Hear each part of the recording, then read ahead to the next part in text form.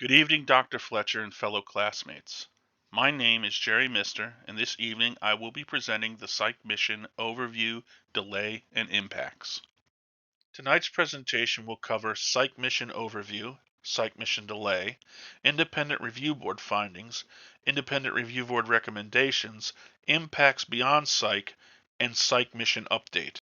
The Psyche mission is part of the Discovery Program, a line of low-cost competitive missions led by a single principal investigator. The mission is named after an asteroid of the same name. The Psyche asteroid is in the outer portion of the asteroid belt between Mars and Jupiter. According to NASA's Jet Propulsion Laboratory, the asteroid Psyche is unique in that it appears to be the exposed nickel-iron core of an early planet.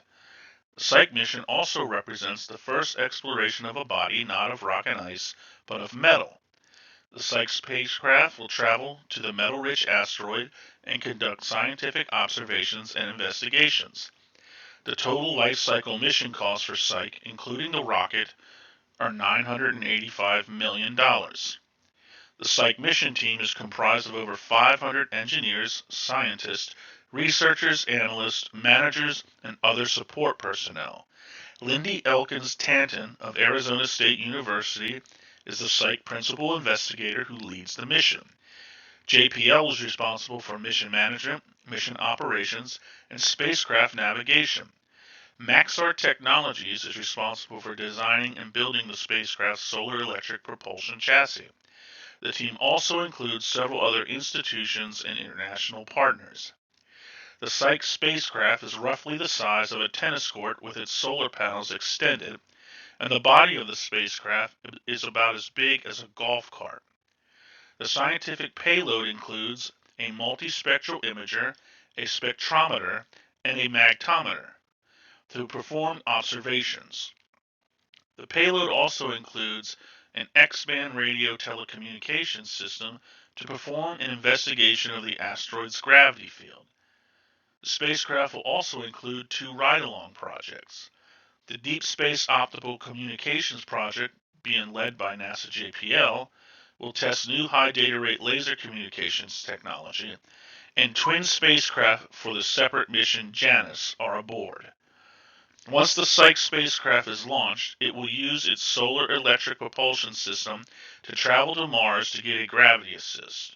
Upon arrival to the asteroid, the spacecraft will utilize 4 different orbits in descending order to perform scientific observations and a gravity investigation.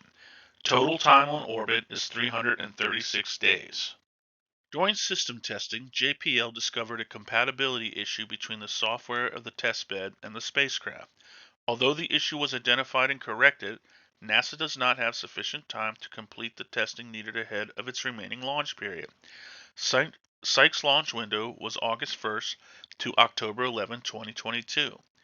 To underscore the importance of testing still needed, the spacecraft's guidance, navigation, and flight software will control the orientation of the spacecraft as it flies through space and is used to point the spacecraft's antenna towards Earth so that the spacecraft can send data and receive commands. It also provides trajectory information to the spacecraft's solar electric propulsion system. Not performing the testing introduces an unacceptable level of risk that could result in a failure to control the spacecraft and orient the antenna towards Earth. As seen in past mission failures, losing orientation and lack of telemetry can result in reduced mission capability or complete loss of the spacecraft.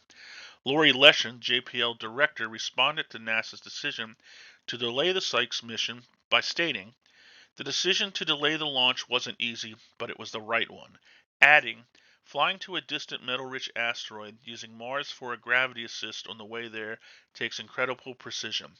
We must get it right." At the time of the delay, $717 million had been spent. Unlike other mission failure reports, the review board's findings were a rather harsh rebuke of JPL's performance, resulting in ramifications beyond the Psyche mission. A scorecard was developed which provided a high-level summary of key success practices and how JPL fared against those success factors. Of the 5 key success practices, only 1 received a passing mark.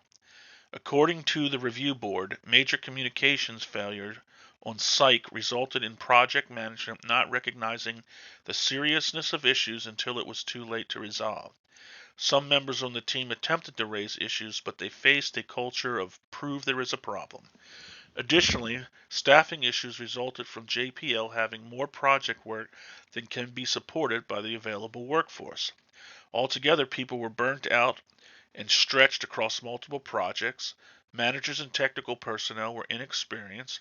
New hires were not being mentored, ultimately resulting in high turnover and not enough people to staff appropriately. The review board noted JPL currently has an unprecedented workload with the concurrent implementation of 6 large spaceflight projects, plus numerous smallest missions and scientific instruments. Veritas, Europa Clipper, Mars Sample Return are just a few. This collection of missions, coupled with staffing and retention issues, resulted in a large imbalance between JPL's available resources and the workload demand. The review board identified this imbalance as a root cause for Psyche's issues. As it relates to the line organization issues, the review board identified significant erosion of technical acumen. The loss of experienced managers and engineers is the main cause of the erosion and represents a loss of critical safety net. The review board also believes the hybrid work environment, which has its own set of findings and recommendations, exacerbated the line issues. To address staffing issues, the review board recommended adding 10 to 12 full-time experienced leaders at all levels of the project. Even though it seems obvious, the review board clearly stated flight projects must be fully staged with appropriately experienced personnel from the beginning.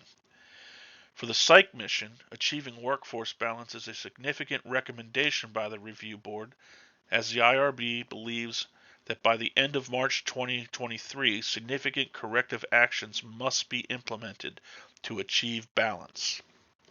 Additionally, the review board recommends JPL does not start any new projects until the staffing issue is resolved, and consider canceling or delaying other missions, and even pulling resources from those canceled or delayed missions. Lastly, the review board recommended JPL should immediately revisit its policy for hybrid work to make it more effective and better reflect the evolving needs of flight projects in different mission phases. Implementing the Psyche IRB recommendations, JPL has delayed the launch of the Veritas mission to reallocate personnel. This choice would allow experienced staff at JPL to complete development of strategic flagship missions further along in their development. A delay of Veritas would also free up additional resources to enable the continuation of Psyche and positively affect other planetary funding needs. The Veritas delay pushes the mission off until at least 2031. Additionally, the Janus Ride-Along project was removed from the Psyche mission as an assessment determined that Janus would not be on the required trajectory to meet its science requirements as a result of Psyche's new launch period. The future of the Janus mission is unknown as the Janus team looks for new targets and a new ride for the 2 spacecraft sitting in a hangar. The new launch window for the Psyche mission is October 5th through 25th, 2022. Along with a new launch window, Psyche has a new mission plan, which includes a flyby of Mars for a gravity assist and arrival at the asteroid in August 2029. The mission then will enter its 26-month science phase, collecting observations and data as the spacecraft orbits the asteroid at different altitudes.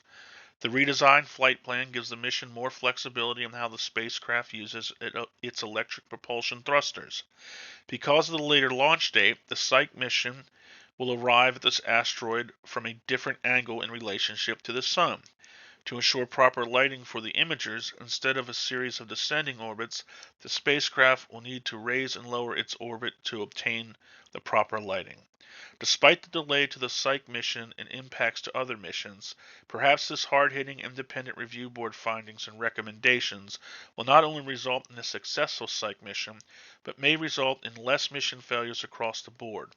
The same issues observed within the mission failure reports in class were present in the Psyche mission. Perhaps COVID exacerbated long-standing deficiencies to the point NASA realized they had to take more serious strides to mitigate and prevent future mission failures. This concludes my presentation on the Psyche mission. If you have any questions, please feel free to contact me at my Webster email address. I really enjoyed this first class in the Space Operations and Management program.